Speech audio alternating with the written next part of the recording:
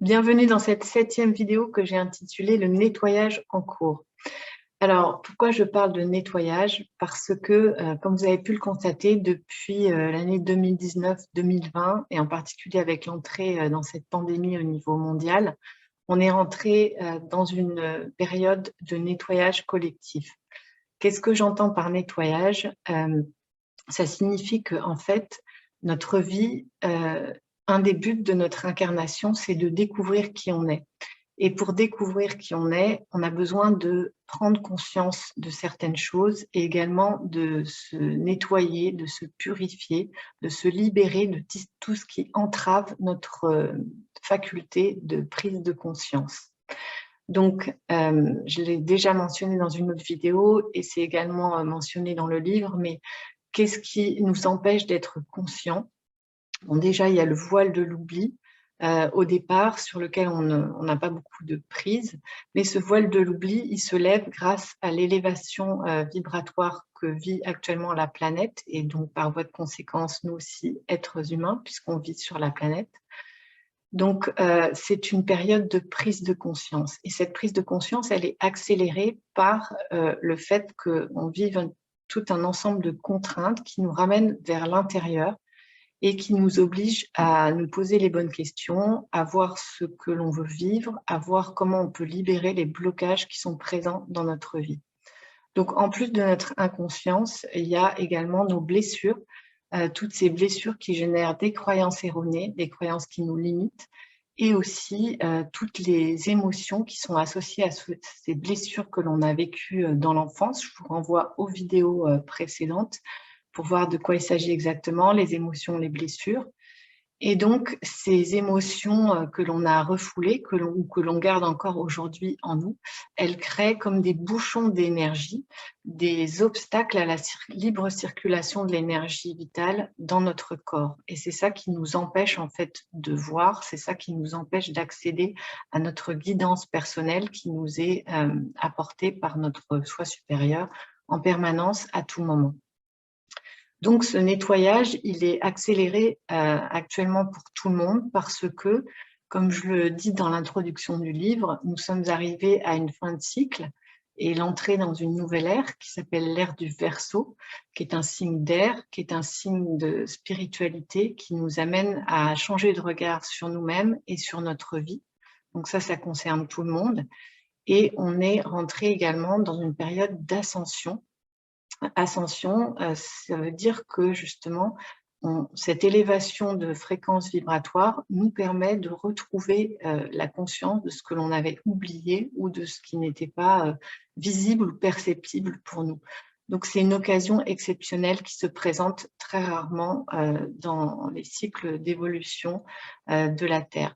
Jusqu'à maintenant, on était dans un cycle d'involution et là, on est entré dans un cycle d'évolution avec une nouvelle ère qui nous offre plein de nouvelles opportunités de conscience et également cette ascension qui est en train de vivre la Terre et qui se manifeste par tous ces changements que l'on peut constater au niveau climatique, au niveau de la Terre, des éruptions des volcans, de l'eau qui arrive par les pluies, les inondations, etc., mais aussi les feux qui se propagent. C'est une sorte de purification que vit la Terre par l'eau et le feu. Bah, c'est la même chose à notre niveau individuel et collectif. On est vraiment brassé par tout ce que nous apporte comme contrainte, par toutes les incohérences que l'on entend au sujet du mode de vie que nous impose la pandémie. Donc tout ça, ça nous ramène à l'intérieur et ça nous oblige à faire ce nettoyage. Donc, pas de panique parce que ça se fait de manière naturelle en quelque sorte. Simplement, lorsqu'on voit ce qui se passe, qu'on comprend ce qui se joue actuellement au niveau collectif et individuel, c'est beaucoup plus facile de l'accepter, de reconnaître ce qui se passe, de l'accepter et de laisser aller ces croyances qui ne nous servent plus ou ces émotions. Donc, dans une des vidéos précédentes, je vous ai parlé des émotions et des différents moyens qui sont à notre disposition pour pouvoir à la fois les identifier et s'en libérer. Donc, une fois qu'on sait quelle est la nature des émotions, quelles sont leurs fonctions, leur rôle, les messages qu'elles portent, les solutions qu'elles nous donnent.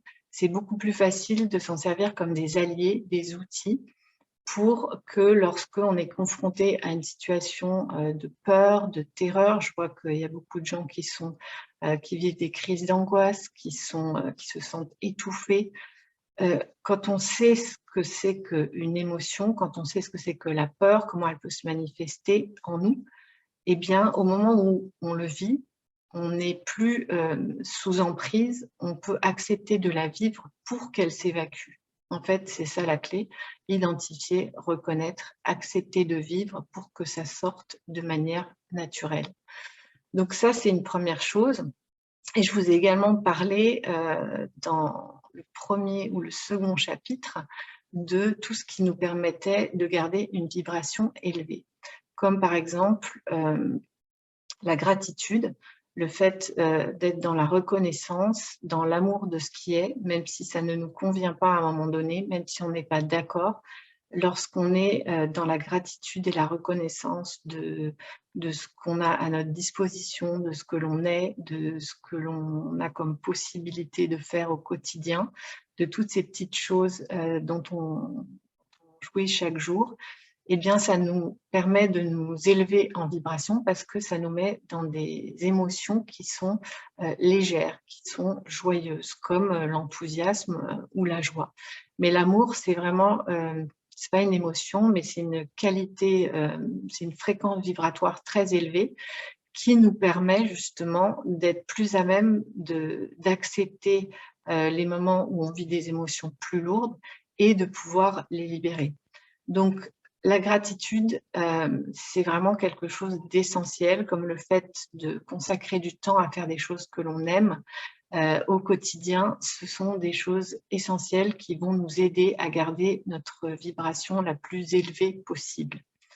Mais ça ne suffit pas dans la mesure où, même si on sait cultiver la circulation de notre énergie vitale, la fluidité, la légèreté, on va être toujours confronté à des contrariétés, des peurs, des colères, de la frustration, de la honte, de la culpabilité, toutes ces émotions qui vont émerger en nous chaque jour en fonction de nos relations, de nos problématiques, de nos problèmes au travail, etc., etc.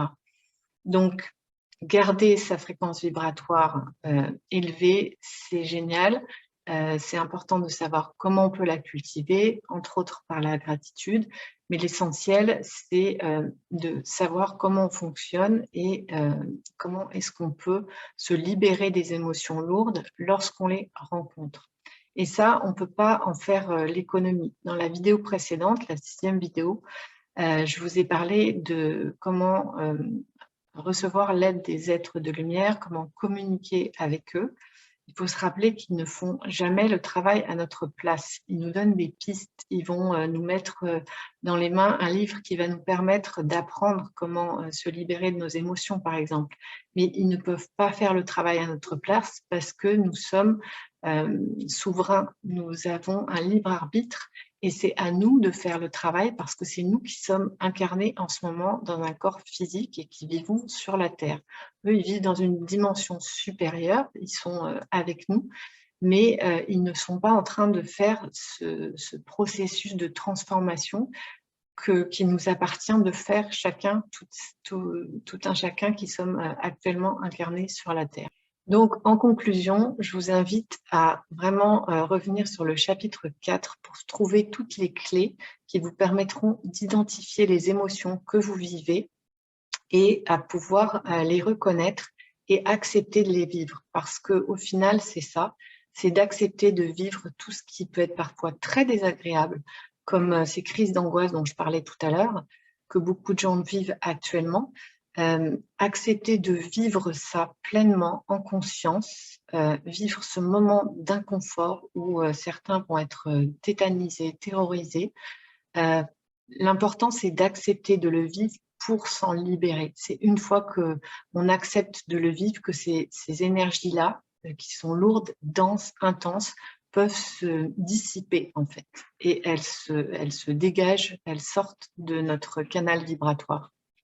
C'est vraiment ça la clé et lorsque vous allez en faire l'expérience, lorsque vous allez accepter de vivre ces émotions désagréables, vous allez voir qu'après, vous êtes toujours vivant parce que lorsque vous le fait que ces émotions, ces charges émotionnelles se dégagent de vous-même, ça libère une autre énergie, ça donne de la place à la puissance de votre soi supérieur, c'est-à-dire à ce côté omnipotent qui est là en sommeil en vous, dans votre soi supérieur. Donc, ça vous permet de l'incarner en fait davantage et de trouver des ressources que vous ne connaissiez peut-être pas jusqu'alors.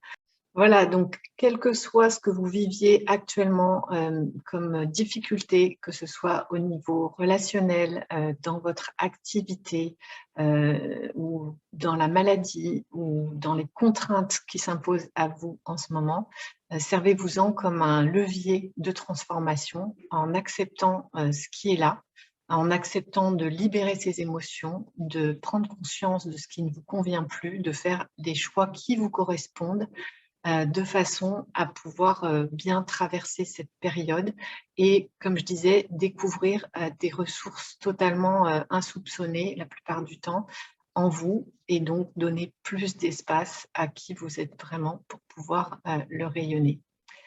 Si vous avez des questions par rapport à tout cela, vous pouvez les laisser sous la vidéo et je vous souhaite une excellente fin de journée. Je vous dis à très bientôt.